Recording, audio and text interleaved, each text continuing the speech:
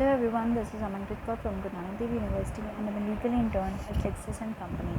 So the purpose of today's video is to get to know about the marriage under the Special Marriage Act, and also we'll know about the difference between Hindu Marriage Act and Special Marriage Act. So let's start with the topic. So we can say that all marriages in India can be registered in the respective personal law Hindu Marriage Act 1955, Muslim Marriage Act 1954, or under the Special Marriage Act 1954.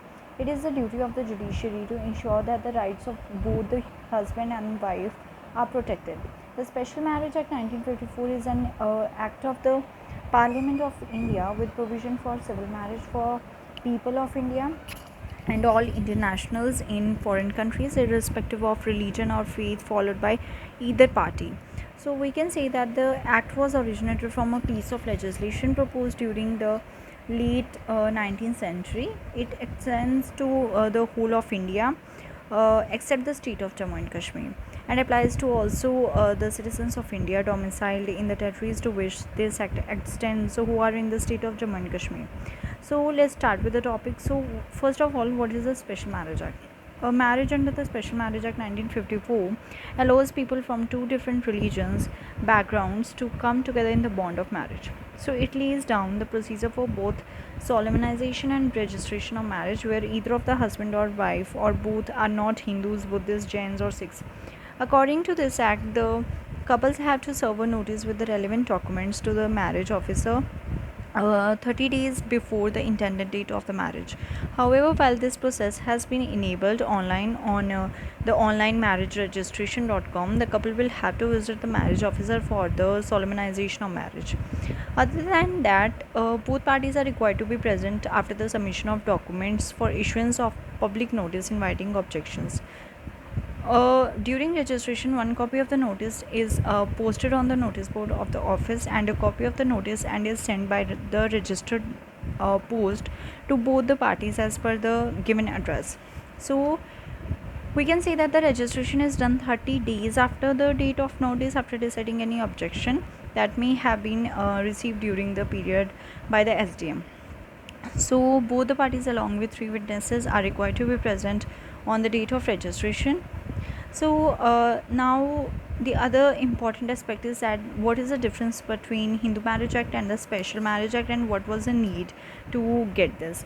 So first of all, the Hindu Marriage Act was enacted in the year 1955, whereas the Special Marriage Act enacted just a year ago from that is 1954. Then comes that the Hindu Marriage Act is applicable only to the Hindus who are living in India, whereas the Special Marriage Act is applicable to all the citizens of India, irrespective of the caste, race, religion, ethnicity, etc. It means males and females of two different religions can marry under the Special Marriage Act of 1954.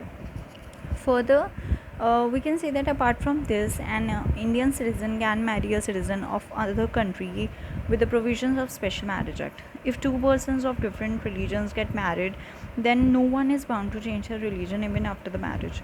But if one forces his or her partner to change her religion after marriage, then it's a crime. The other thing is that the Hindu Marriage Act provides an opportunity for registration to already solemnize marriage. It means the citizens can get married first, and after they can go for a marriage registration within a time frame. But Hindu Marriage Act does not provide for solemnization of a marriage by registrar. On the other hand, the Special Marriage Act offers solemnization for the marriage as well as for the registration by a marriage officer. Here both the parties have to provide a notice to the marriage officer. This notice is displayed on the notice board of the sub registrar's office for the next 30 days. If no objections are received, then only the marriage is solemnized. Other than that, we can also talk about that under the Hindu Marriage Act, the registration of marriage is optional or desirable. It means it is not mandatory to get the registration done, although in today's world everyone is going for a registration for the purpose of not having any legal complications. That is the reason most of the Hindu marriage in India are carried out without registration. But as per the provisions of the Special Marriage Act, it is mandatory to get the registration done within a time frame. You might have heard that the citizens of all the other religions get their registration done soon after the marriage. So this is the reason that under special marriage act, if one marries with other partner, then they have, or they, there is a, that they must have to register their marriage according to a special marriage act. So then the fact comes that under the Hindu Marriage Act, all the marriage must be solemnized through the traditions and rituals, especially with the Saptapadi. Under the Special Marriage Act, traditional rituals are essentially not required for the solemnization of marriage, but it is desirable. So that's it for today, guys. If you like this video, put a thumbs up on this video, and also don't forget to like and subscribe to the channel Lex Click. If you have any query regarding this, then mention it in the comment box. And this does not solicit any promotion or advertisement as per the guidelines of the Bar Council of India. It is for educational purpose only. Thank you.